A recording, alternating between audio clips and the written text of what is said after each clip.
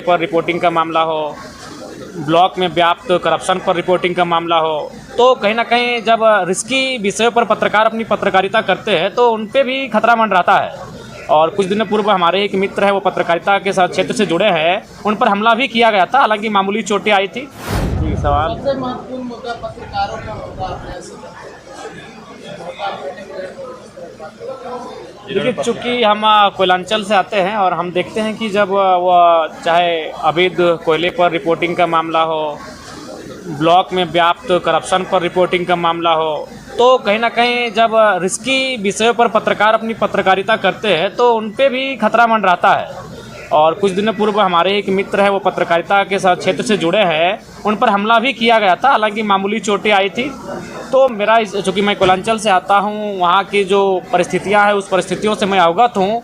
वहाँ काफ़ी चैलेंजिंग है पत्रकारिता करना, और आज जैसा राज्य का माहौल है, करप्शन जिस प्रकार से हावी हो रहा है, जैसे में करप्शन के खिलाफ ही पत्रकारिता आपको करनी पड़ती है, तभी वो वास्तविक पत्रकारिता कहलाती है। तो उस लिहाज से इस राज्य में चुनौतीपूर्ण है। और विगत कुछ दिनों पूर्व जो छत्तीसगढ़ में घटना घटी थी, उसका असर कहीं ना कहीं हमारे राज्य के जो पत्रकार हैं उनकी मानसिकता में भी है, उस भय को यहाँ भी महसूस कर रहे हैं। तो इसलिए मुझे लगा कि पत्रकारिता को भी संरक्षण मिलना चाहिए। अतः मैंने वही आज सदन से मांग किया कि इस राज्य में प्रेस प्रोटेक्शन एक्ट लागू करना चाहिए, और साथ ही उन्हें मजिटिया जो कमेटी का स्थापना हुआ है जिस उद्देश्य के साथ, तो उसका उद्देश्य की भी पूर्ति की जानी चाहिए।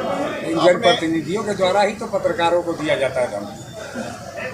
नहीं, देखिए, जनप्रतिनिधि ना, हमें लगता है कि अगर ऐसा है तो कानून उन पर भी बने। जब प्रोटेक्शन एक्ट लागू हो जाएगा तो उस एक्ट के दायरे में वो लोग भी आएंगे जो पत्रकारिता को डैमेज करेंगे, पत्रकारों को नुकसान पहुंचाएंगे। निसंदेह वे लोग भी इस दायरे में आएंगे।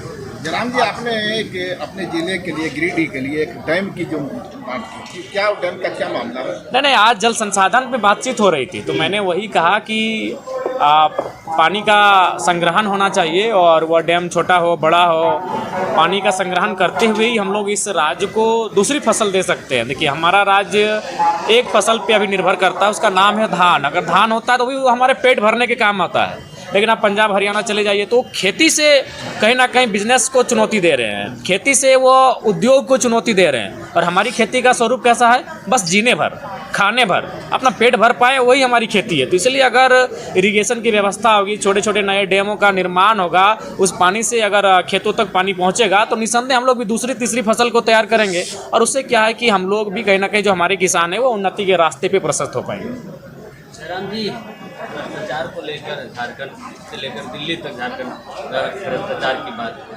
शराब घोटाला एक है कि छत्तीसगढ़ के तर्ज पर